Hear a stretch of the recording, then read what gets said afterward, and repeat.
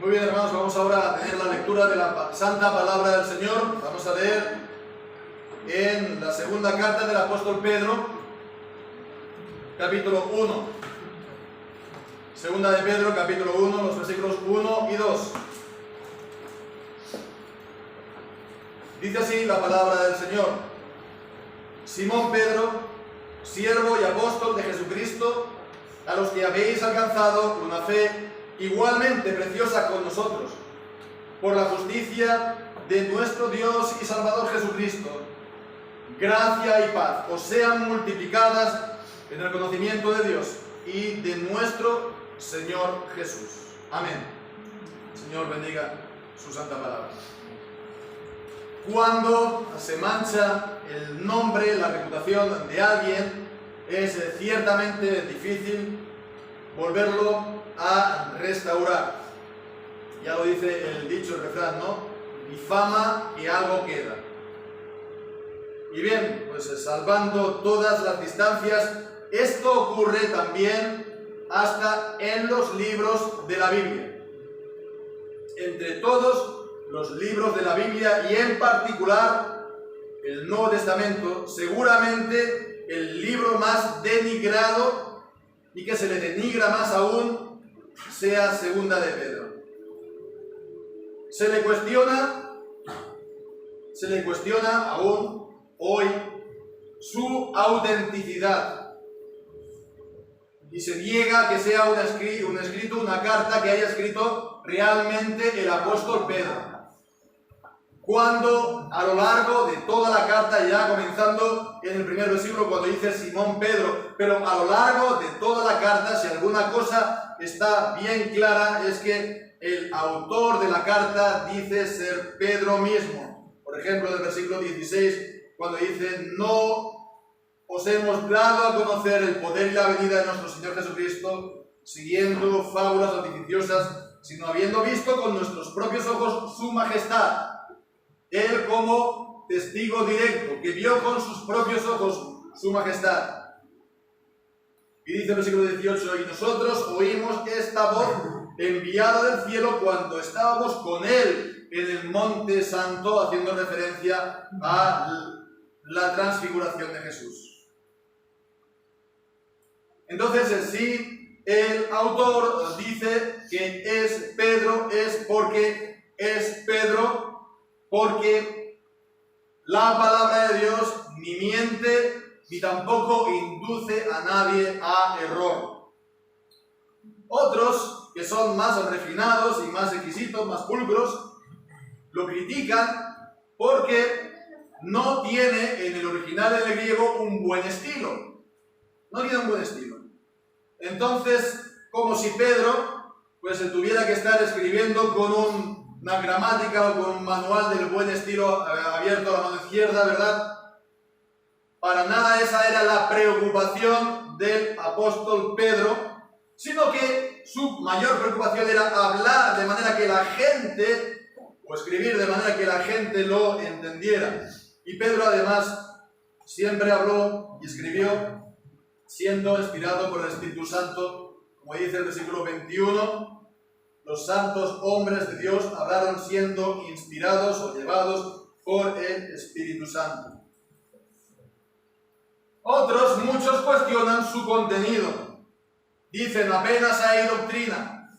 No habla de las obras de salvación de Dios mucho y solo se está centrando en lo que los cristianos tienen que hacer. Obras, obras y obras. Cuando hemos leído, por ejemplo, Primera de Pedro, nadie la cuestiona, hemos leído que el justo con dificultad se salva, haciendo pues referencia también a la necesidad de las obras. Y por otra parte, la segunda carta de Pedro también tiene doctrina. Tiene doctrina y es de los pasajes más importantes.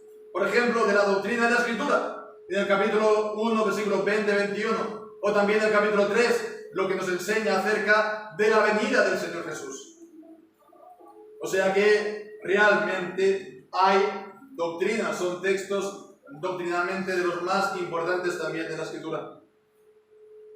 Pero por último, a la mayoría lo que le desagrada es el tono de denuncia, que sobre todo se lee en el capítulo 2. Tono de denuncia contra los falsos maestros, los falsos apóstoles, los falsos Mesías y Cristos. De esta manera, segunda de Pedro se parece también mucho a Judas, la carta de Judas, que se lee justo antes de Apocalipsis. Y se parece mucho en su denuncia contra los falsos maestros. Y a la gente no le gusta que, parece ser, haya ese tono de denuncia en contra de ellos. Como si el dejar que la iglesia se corrompa y que los cristianos se echen a perder sin decir nada sea una virtud cristiana. Pero no lo es. Todo lo contrario. Y bien, pues el hecho de haber sido tan fuertemente atacada a lo largo de la historia y aún en la actualidad ha tenido consecuencias. Y la principal entonces es que esta carta ha sido en buena medida, para empezar, cuestionada dentro de la Biblia y ha sido y es uno de los libros de la Biblia que menos se ha estudiado, que menos comentarios se ha escrito y también por consiguiente que menos se ha predicado en ella. Menos se ha predicado en ella. Pero con todo y con eso, a pesar de todo, la verdad de Dios siempre prevalece y siempre triunfa. A pesar de todos los ataques, nadie ha podido nunca ni podrá sacarla de la Biblia. No podrán. Y como palabra de Dios que es, siempre cumplirá aquello para lo cual Dios la envía a la tierra. Ella cumplirá la voluntad de Dios y dará el fruto que Dios quiere. Solo se tiene que abrir este libro y exponer lo que nos dice y lo que nos enseña y exponernos nosotros a su enseñanza. Bien, después, hermanos, como os podéis imaginar, con la ayuda de Dios, pretendemos entonces comenzar una serie de mensajes, de estudios en este libro de la Biblia, en segunda de Pedro. Pero nos podemos preguntar, ¿por qué hacerlo? ¿Cuál es el interés particular en hacerlo, en estudiar este libro de la Biblia? Pues diría dos razones principales. La primera es la que ya hemos dicho al inicio, ¿no? Acerca de los muchos ataques que ha recibido y aún recibe. Es decir, la primera razón simplemente es por vindicar la palabra de Dios. Solamente esto. Y esto ya de por sí es una razón para hacerlo.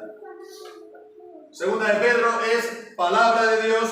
Hay que enseñarla como palabra de Dios y recibirla como palabra de Dios, con toda su autoridad sobre nosotros, sobre nuestras vidas, como personas y como iglesia. Esto, como digo, ya de por sí es suficiente. Pero todavía se puede dar una razón más, que creo que es el tema principal de la carta. El tema principal de la carta es que estamos ya en los últimos tiempos. Estamos ya en los últimos tiempos. El Señor Jesús viene. Y el Señor Jesús vendrá como ladrón en la noche. Y hemos, por tanto, de estar preparados. Hemos de estar velando para que cuando Él regrese no nos encuentre durmiendo con el mundo. Y en particular, nosotros hemos de aferrarnos al Señor, a su palabra y a Cristo, para creer y para vivir conforme es digno al Señor y su palabra, como es digno de Cristo que nos ha rescatado, como es digno también de nuestra fe. Pero el problema, en buena medida, somos nosotros. El problema es nuestra carne. El problema es que nosotros estamos opuestos y nos resistimos a esto. Nosotros mismos. Nuestra carne, por naturaleza, está inclinada a apartarse de Dios, a irse al mundo. Por eso es importante esta carta para estimularnos, para prevenirnos y para corregir esto en nosotros. Pero es que además están los falsos maestros, los falsos profetas que en estos últimos días van a guiar al pueblo del Señor, si fuera posible aún a los escogidos, a que vivan exactamente igual que la gente del mundo. Exactamente igual de la gente del mundo. Y como enseñó el Señor Jesús en su ministerio, estos falsos profetas son una señal de que estamos en los últimos tiempos. Y es una señal, pues, de que el Señor Jesús viene y que hemos de estar preparados para su venida. Esto, pues, en cuanto a las razones de estudiarla. Ahora también, en segundo lugar, unas palabras, digamos, a modo de introducir la carta, este libro de la Biblia, segunda de Pedro. Es decir, las cuestiones de introducción, el autor, la fecha, el lugar donde se escribió, etc. Entonces, en esto vamos a ser en realidad breves, no nos vamos a extender mucho en cuanto al autor. Bueno, pues ya como hemos visto, hemos leído en el versículo 1, es Simón Pedro. No hay razón alguna para cuestionar o negar esto, es palabra de Dios. Es Simón Pedro y la palabra de Dios ni miente ni induce a nadie a error. Y en cuanto ahora el lugar y la fecha, bueno, pues entonces hemos de ver esta segunda carta también juntamente con la primera carta del apóstol Pedro, y vemos en el capítulo 5 de primera de Pedro, el versículo 13, la iglesia que está en Babilonia juntamente elegida con vosotros os saluda, y también Marcos, mi hijo. Entonces vemos que primera de Pedro se escribió en Babilonia, que es un nombre para hablar de Roma, un nombre simbólico, un nombre en clave. También se llama así Roma en el Apocalipsis. Y bien, pues entonces sabemos también por la historia que el apóstol Pedro acabó sus días en Roma y que ahí fue donde él murió. Entonces, Pedro escribió primera de Pedro desde Roma, y esto fue antes de la persecución de Nerón. Entonces se sitúa siempre a principios de la década de los 60 del primer siglo, unos 30 años prácticamente después de la muerte y resurrección de Jesús. Y bien, pues entonces la segunda carta del apóstol, pues la siguió escribiendo desde Roma, donde él, pues poco después, iba a morir, ¿no?, por la persecución del emperador Nerón. Vemos esto en el versículo 13 y 14 del primer capítulo: porque tengo por justo, en tanto que estoy en este tabernáculo, despertaros con amonestación, sabiendo que en breve tengo que dejar mi tabernáculo, como nuestro Señor Jesucristo me ha declarado. Entonces fue poco antes de su muerte, poco antes de la primera gran persecución contra los cristianos, que fue hecha pues por el emperador Nerón. Entonces se sitúa siempre la segunda carta entre los años 65 y 68, ¿no? Entre, por supuesto, los que la consideran como es escrita auténtica del apóstol Pedro. Entonces, esta carta del apóstol Pedro, la primera y la segunda también, no tienen una iglesia en concreto. En primera de Pedro, ahí leemos en el versículo 1, a los extranjeros en la dispersión en el Ponto, Galacia, Capadocia, en Asia y en Bitinia, que son regiones de Asia Menor, la actual Turquía. Entonces, no se dirigió a una iglesia en particular, como Corinto, Efesio, Filipos, etc., sino a todas las iglesias de estas regiones. Por eso se le llama a estas cartas las cartas generales. Las cartas generales, porque no se envió a una iglesia local, a una iglesia particular. O también se le conoce como cartas universales, o incluso también cartas católicas, ¿no? Que este nombre tampoco significa nada más allá, porque significa lo mismo que universal. Cartas generales, cartas universales o católicas, como se prefiera decir, significa lo mismo, que se dio no a una iglesia en concreto, sino en general a las iglesias, ¿no? Entonces, estas cartas generales, universales, católicas, son las que en el Nuevo Testamento están desde Hebreos, después de Hebreos, hasta Apocalipsis, es decir, Santiago, primera y segunda de Pedro, primera, segunda tercera de Juan y Judas. Bien, pues entonces, habiendo visto estas cuestiones, ¿no? Ahora ya en tercer lugar vamos a entrar en cuanto al contenido. Y hemos leído entonces solamente el versículo 1 y 2, que es el saludo. En todas las cartas, en el Nuevo Testamento hay saludos, bueno, excepto Hebreos, pero este es un caso aparte. Hay saludos entonces en las cartas. Segunda de Pedro no es una excepción.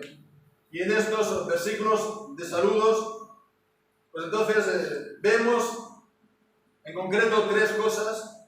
Primero, lo que dice el que envía la carta. En segundo lugar, lo que dice de los destinatarios que reciben la carta, que leen la carta. Y en tercer lugar, la bendición a los destinatarios, a los que leen la carta. Entonces, en primer lugar, lo que dice Pedro de sí mismo. Dice: Simón Pedro, siervo y apóstol de Jesucristo. Simón Pedro, vemos. Simón era su nombre propio y Pedro fue el nombre que Jesús le dio cuando Pedro, en el Evangelio, por ejemplo, Mateo capítulo 16, confesó que Jesús era el Hijo de Dios. Entonces vemos aquí estos dos nombres juntos, Simón y Pedro. Estos dos nombres juntos aparecen un total de 19 veces en el Nuevo Testamento, una vez en Mateo, 2 veces en Lucas, sobre todo en Juan 15 veces, y aquí vemos que no se dijo Simón Pedro en el Evangelio de Marcos, que en realidad era el Evangelio de Pedro, pero escrito por Marcos, ¿no? Su ayudante, que estaba, como hemos visto en primera de Pedro, capítulo 5, juntamente con él en Roma. Entonces vemos que aquí dice Simón Pedro, ¿no? En primera de Pedro no dice Simón Pedro, dice simplemente Pedro. Aquí Simón Pedro. Entonces vemos que esto es claramente una marca personal. Pedro se presenta aquí a la iglesia en general, a todas las iglesias, por el nombre por el cual las iglesias lo llaman, lo conocen, Simón Pedro. Y es la manera de decir: mirad, soy yo, soy realmente yo quien os escribo esta carta. En todo caso, aquí hay también un punto a retener, porque bueno, sí, tenía el nombre Simón, Pedro, Simón el nombre que le dieron sus padres y Pedro el nombre que le dio Jesús, juntos, ¿no? Solamente a Pedro Jesús le dio o le cambió el nombre, aunque vemos que aquí lo mantuvo, ¿no? Pero en cuanto al significado es lo mismo también, con cada verdadero creyente.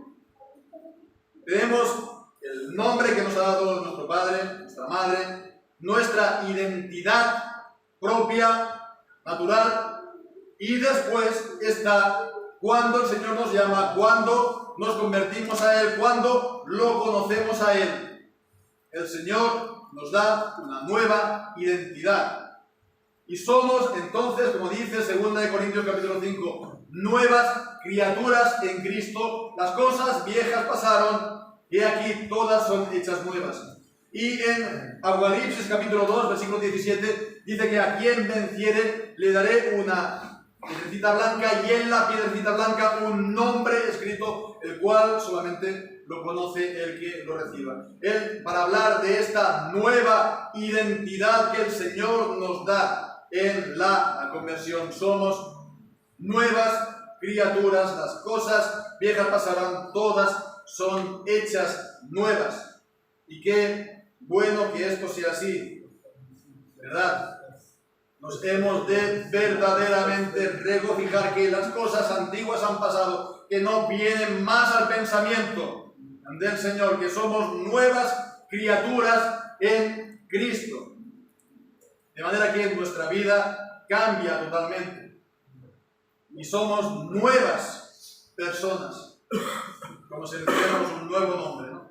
Y comenzamos de nuevo, a cero, en la vida. Pero también dice además siervo y apóstol. Siervo y apóstol. Y cuando habla la palabra siervo, el significado es simplemente esclavo. Esclavo. Alguien que está a las órdenes de él y que pues hace exactamente lo que le dice el amo, que no dice, no piensa que tiene derechos o que tiene derecho a algo. Está bajo la autoridad total del amo. Así, Pedro dice que él está totalmente bajo la autoridad de Cristo. Todo lo que él hace, Pedro lo hace porque Cristo se lo ha ordenado. Y todo lo que él dice, lo dice porque es siervo, esclavo de Cristo. Entonces él es esclavo, pero esto da también su autoridad. Él no habla de sí mismo. Él es esclavo de Cristo. Y añade diciendo que él es apóstol. Apóstol, que es la palabra que significa enviado, que es uno de los 12 enviados por el Señor Jesucristo para fundar la iglesia, testigos oculares, presenciales de Jesús desde el principio de su ministerio, su muerte en Jerusalén, su resurrección y su ascensión a los cielos. Y ellos son los apóstoles, el fundamento de la iglesia, como dice Pablo en Efesios capítulo 2, versículo 20. Porque traen palabra inspirada, traen enseñanza y palabra del Señor. No es palabra, no es opinión de los hombres, es palabra de Dios. Entonces vemos, ¿no?, salvando las distancias, ¿no?, también con los siervos, los esclavos del Señor hoy en día, en un sentido general, todos los creyentes verdaderamente somos siervos del Señor. Pero el Señor también a unos les llama particularmente para traer la palabra y enseñar la palabra. Y ellos son siervos, esclavos del Señor. Y han de verse que traen, no son apóstoles, sino enseñan la palabra de los apóstoles. Los siervos, los esclavos, no son infalibles como los apóstoles. No hablamos ex cátedra desde un pedestal, no somos infalibles. Pero si lo que decimos es la palabra del Señor, ha de ser recibida no como una opinión o una preferencia o lo que dice este o el otro, sino lo que dice el Señor. Bien, pues esto es en cuanto al que escribía y enviaba la carta, el apóstol Pedro, Simón Pedro, siervo y apóstol de Jesucristo. Ahora, lo que dice de los destinatarios, y dice: a los que habéis alcanzado una fe igualmente preciosa con nosotros por la justicia de nuestro Dios y Salvador Jesucristo. Entonces vemos, aquí está hablando de todos los cristianos, de todos los verdaderos cristianos creyentes, y dice: los que habéis alcanzado una fe igualmente preciosa que nosotros o con nosotros. Entonces, primeramente, habéis alcanzado. Esta idea es que hemos recibido por suerte. Como cuando Israel se dividió el terreno de Canaán por suertes. Y esto significa que, por lo tanto, hemos recibido esta fe no por nuestras obras, ni no por nuestros méritos, sino que ha sido, por lo tanto, por decisión de Dios. Porque Dios lo ha designado, porque Dios lo ha decidido así, por decisión de Dios. Es Dios quien determina todas las cosas, y es Dios quien da a unos y quien rehúsa dar a otros, porque Él es soberano. Entonces vemos, ¿no? Doctrina, hay doctrina. Y vemos, es la doctrina de la gracia soberana del Señor, exactamente igual que Pablo. Hay doctrina, por supuesto. Pero dice más aún: igualmente preciosa que nosotros esta fe. Cuando está hablando de fe, aquí los comentaristas están siempre debatiendo si el significado de la palabra fe es el significado de fe en un sentido de conjunto de doctrinas, que es lo que, por ejemplo, leemos en Judas capítulo 4, versículo 4, cuando dice,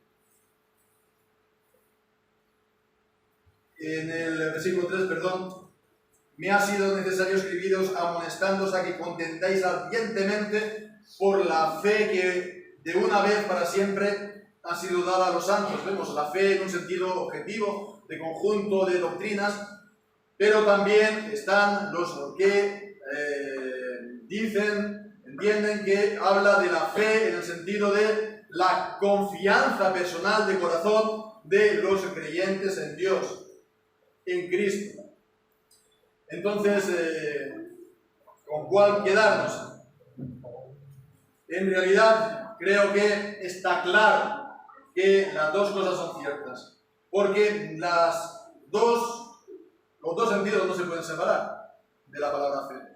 Porque la fe, ciertamente, la fe verdadera, la fe que salva, es una confianza de corazón en el Señor. Pero vemos a que confías en Dios y en lo que Dios dice. Y confías en Cristo. Es una confianza puesta fuera de ti.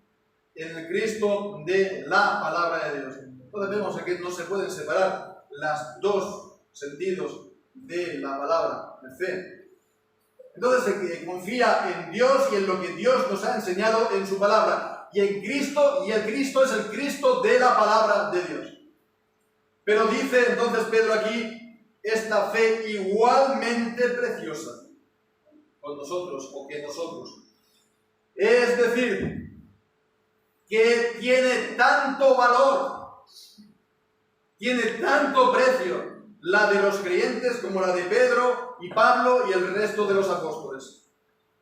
La fe que el Señor nos da no es una baratija, la fe es de un tremendo valor, porque por ella somos salvos, por ello la gente es salva y es una nueva criatura y recibe la salvación de Dios.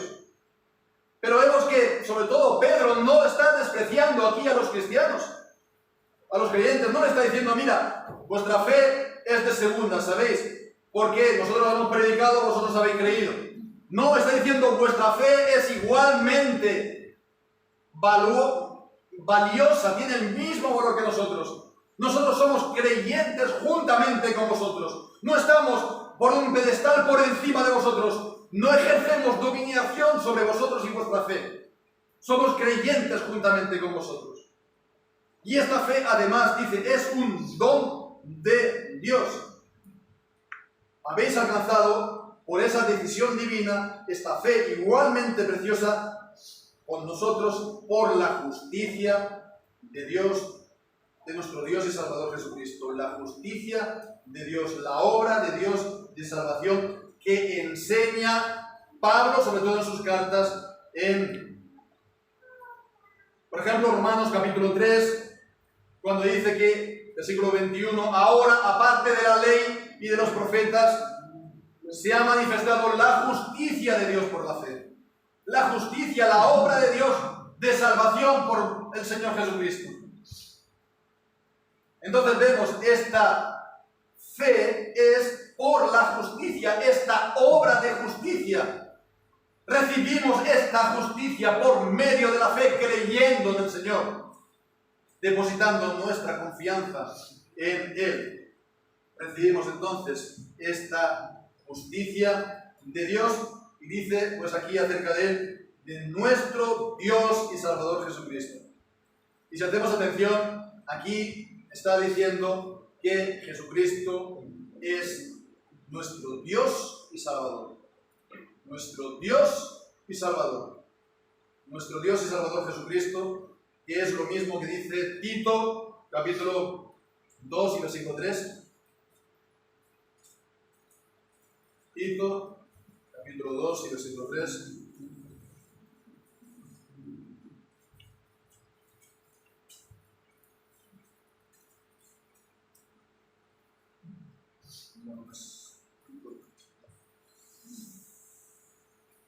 Es el 3.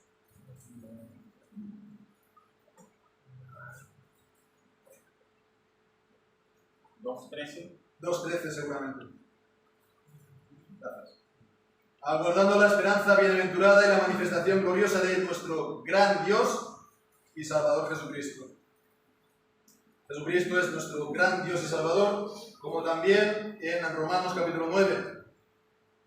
Romanos capítulo 9. Aquí sí. Dice en el versículo 5, de quiénes son los padres, de los cuales es Cristo según la carne, el cual es Dios sobre todas las cosas, bendito por los siglos. Amén. De la misma manera que Tomás, al final del Evangelio de Juan, cuando se le apareció Jesús, confesó, mi Dios y mi Señor. Así pues, mi Señor y mi Dios. Entonces vemos esta fe es también en Jesús. Jesús como Dios, en la divinidad de Jesús, Él no es un mero hombre más, un buen profeta, ¿no? Como ahora pues están diciendo unos y otros, ¿no? Porque el que está sentado en Babilonia, así lo dice a veces, ¿no? De que fracasó, ¿no? Él tenía sus planes en su vida terrenal y fracasó. Como si él fuera un simple hombre más. Él es Dios, eterno y bendito. Y Él vino a cumplir los planes de salvación del Padre, muriendo en la cruz, habiendo hecho perfecta justicia en su obediencia y en su muerte, de manera que los que creen en Él son justificados con su justicia. Y esta fe no es de nosotros, es la que hemos recibido por decisión divina. Bien, pero ahora vemos en tercer lugar la bendición. Gracia y paz os sean multiplicadas en el conocimiento de Dios y nuestro Señor Jesucristo. Aquí vemos que está distinguido el conocimiento de Dios y nuestro Señor Jesús. Distinguida las personas del Padre y del Hijo. La bendición, por lo tanto, es gracia y paz. Gracia y paz, como en tantas otras cartas. La gracia, el favor inmerecido que viene de Dios, que Dios nos da, y su paz, la plenitud de la bendición de estar en Cristo, de estar en la salvación, y por lo tanto pues también esta paz con Dios por medio de nuestro Señor Jesucristo. Esta paz que está juntamente con el gozo, con el amor, con todo el fruto del Espíritu en la carta a los Gálatas. Bien, pues dice, gracia y paz os sean multiplicadas en el conocimiento de Dios y nuestro Señor Jesús. Os sean multiplicadas. ¿Nos acordamos de Génesis capítulo 1? Creced y multiplicaos. Y eso es lo que Dios está repitiendo una y otra vez en Génesis. Después de con Noé. O cuando quiso ofrecer también a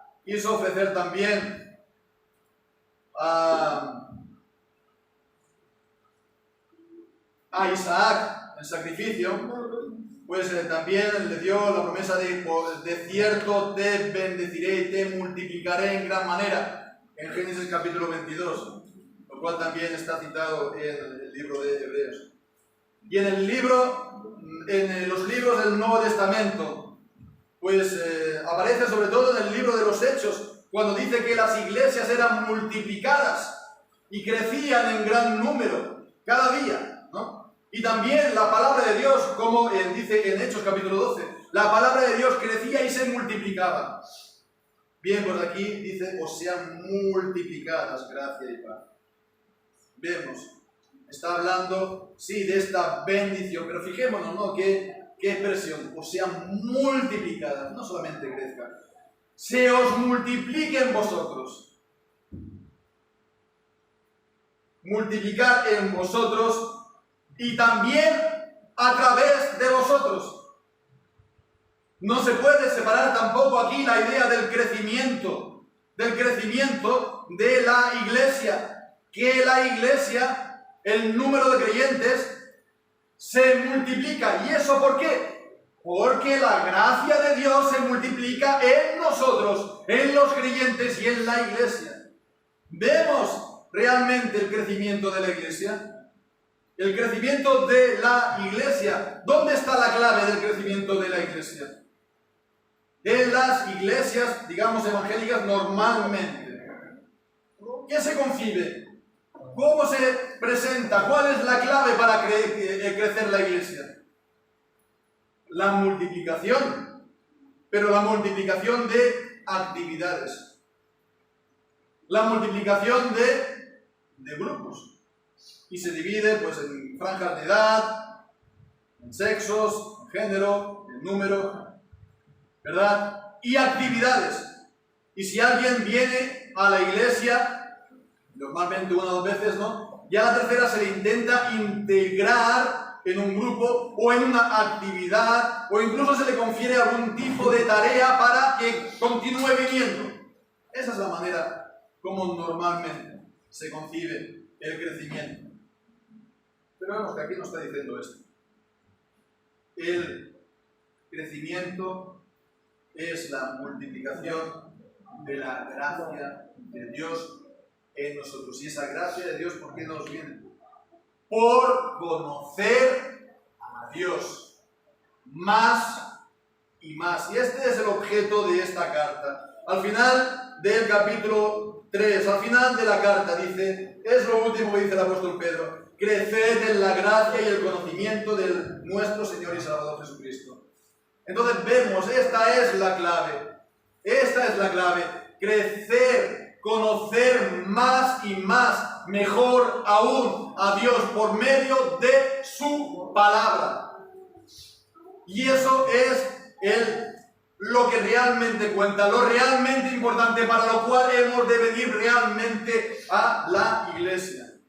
Por supuesto que está bien que nos veamos, que nos tratemos, que haya trato entre nosotros, eso nadie lo niega, pero lo importante es venir a conocer más y más al Señor por medio de su palabra.